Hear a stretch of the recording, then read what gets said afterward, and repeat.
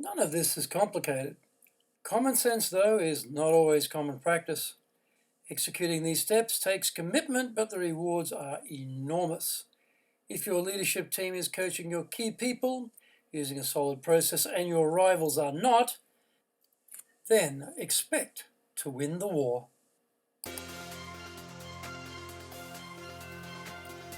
Konnichiwa and welcome to the Leadership Japan series, and I am your host in Tokyo, Dr. Greg Story, President of Dale Carnegie Training Japan.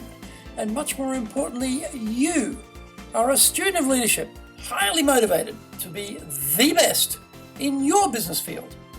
If you enjoy the program, then please subscribe on iTunes and leave us a review. We would love to hear what you think about the series. How would you like your own access to 103 years of the accumulated wisdom of Dale Carnegie Training? Get our free report, Stop Wasting Money on Training, How to Get the Best Results from Your Training Budget, plus our free white papers, guidebooks, reports, training videos, blogs, newsletters, course information, plus much more at japan.dalecarnegie.com. Today is episode 109, Become a Rockstar Coach. A consistent issue our clients raise with us concerns effective coaching. Becoming a leader is usually the result of demonstrating your own ability to get results. We promote the performers in the hope that some of the pixie dust will get sprinkled around. The outcomes are often underwhelming. For the organization to grow, it needs talent to be fostered right throughout the whole organization. The natural owners of that fostering effort are the leaders. Coaching fails because of the poor quality of the process being applied. In many cases, there is no process or no real process at all. Here is a 7-step process which will vastly improve the coaching outcomes. Number 1, identify opportunities. The need may be obvious, or circumstances may reveal a need. For busy leaders, selecting who to coach is a critical decision. The staff with the most untapped potential are probably the most attractive candidates. You can't do everything at once, so start with the option that will create the most value. We will get to everyone over time, but we need to prioritize our efforts. 2, picture the desired outcome. Coaching without a clear strategy often results in sporadic efforts which ultimately lead nowhere. The coach must work with a staff member to arrive at a clear vision of what the improved state will look like. It is hard to hit a target you haven't nominated. Creating a word picture of the desired outcome helps to keep the efforts focused, especially when the chaos of the everyday seems to conspire to ensure you get distracted.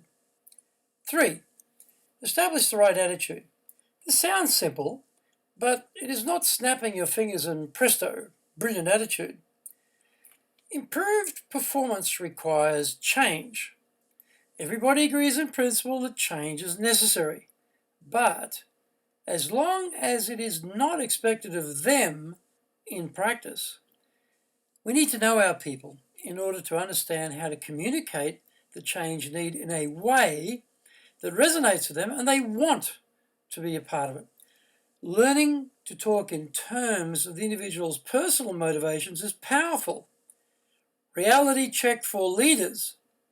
Do you really know this level of detail about your team?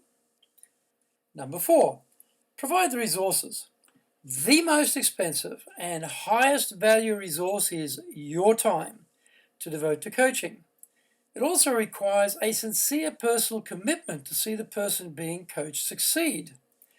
A lot of successful people climbed over the bodies to get to the top and expect that is how everyone else should do it. Their attitude to coaching is usually negative.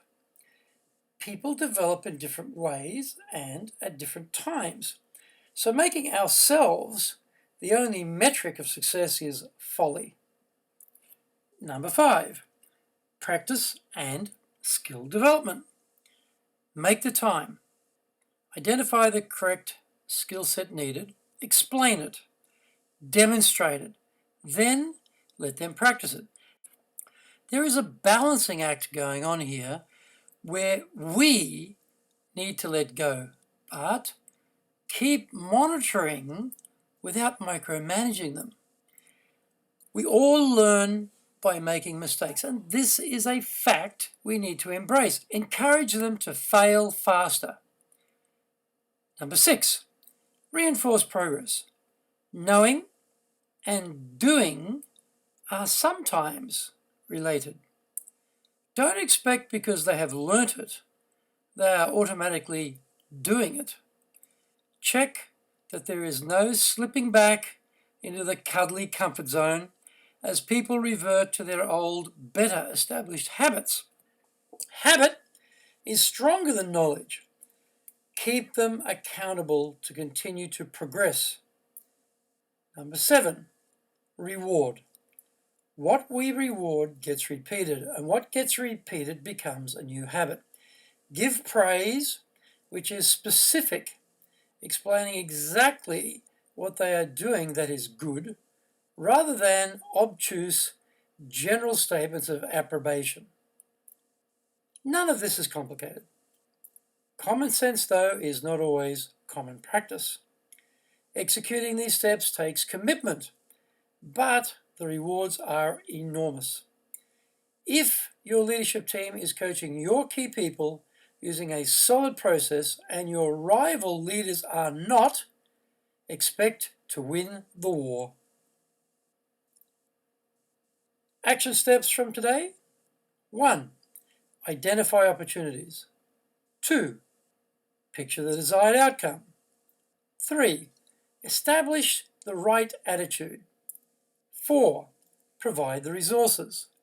5, practice and skill development.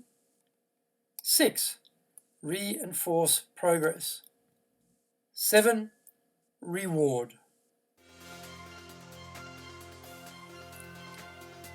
Thank you for joining the Leadership Japan series. If you found the program useful, then please subscribe on iTunes and leave us a review.